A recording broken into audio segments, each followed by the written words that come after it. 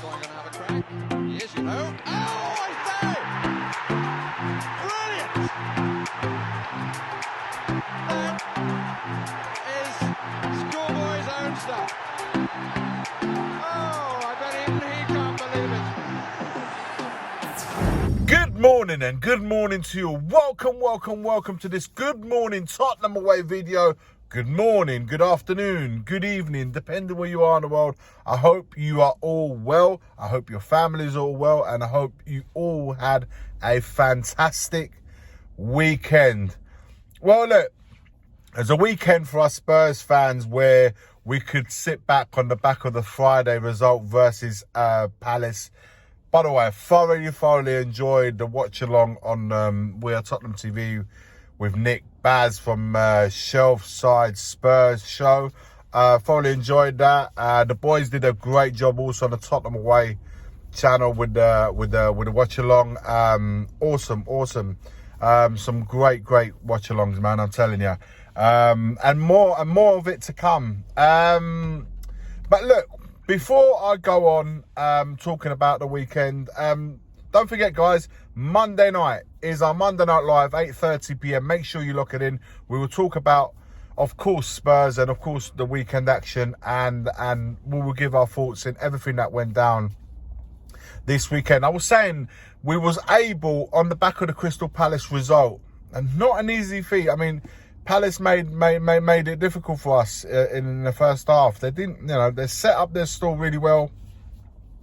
Had a couple of opportunities, big opportunities, and Vicario really helped us out in those situations. I honestly felt if they get one, we would have a real battle to try and get one back, because they were like really super tight, worked, in between the lines. They're really tight and not giving a lot of spaces. And I felt like if they had taken the upper hand, we would have made real hard work to try and break them down. We're often finding a little bit of you will find this, guys, that the team sort of mid-table down are going to set up that way.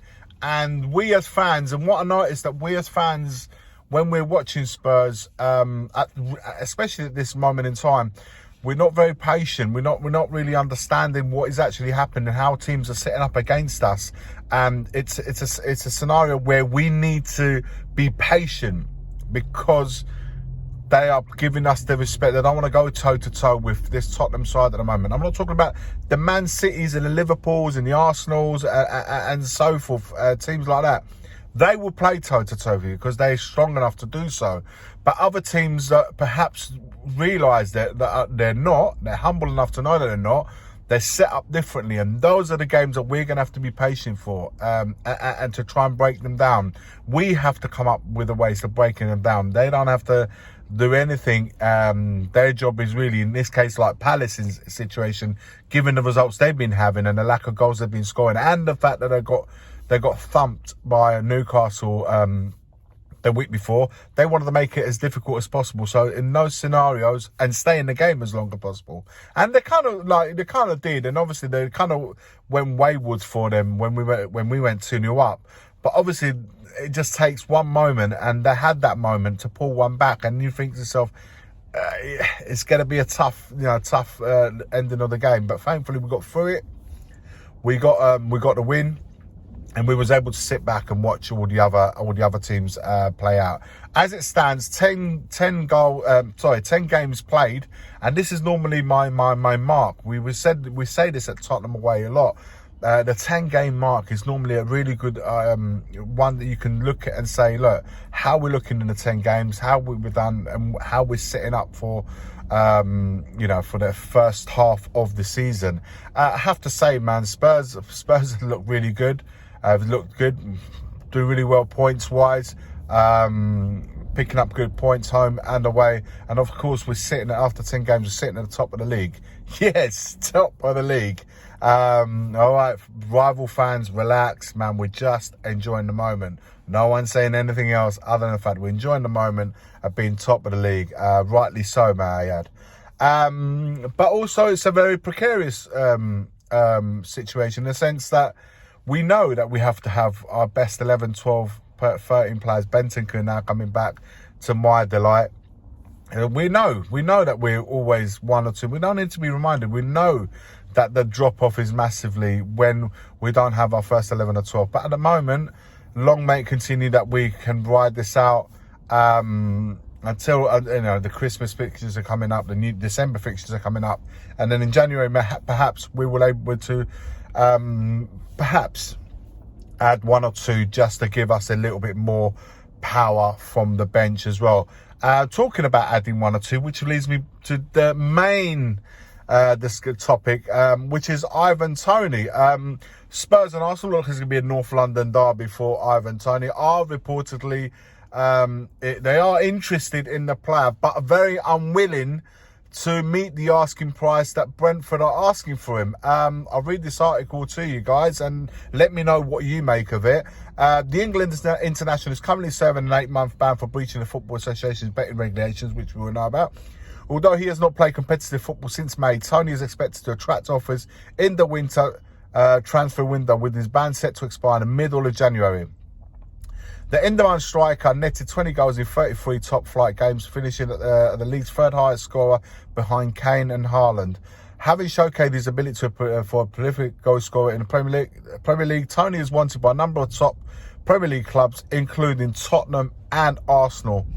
While the North London Rovers have identified Toney as a target, Fihas is reporting that the two clubs are willing to meet the Brentford's valuation. With the Bees are determined to retain Toney's services, they will only entertain a sale if their €70 million, £61 million asking price is met.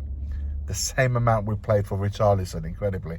However, Spurs and Arsenal are not prepared to go that high and are keen to negotiate a lower fee with Thomas Franks' side.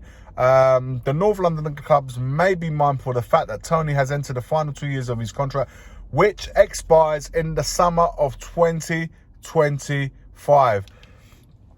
Guys, we know the quality of the player. Toney he's definitely got the eye for goal.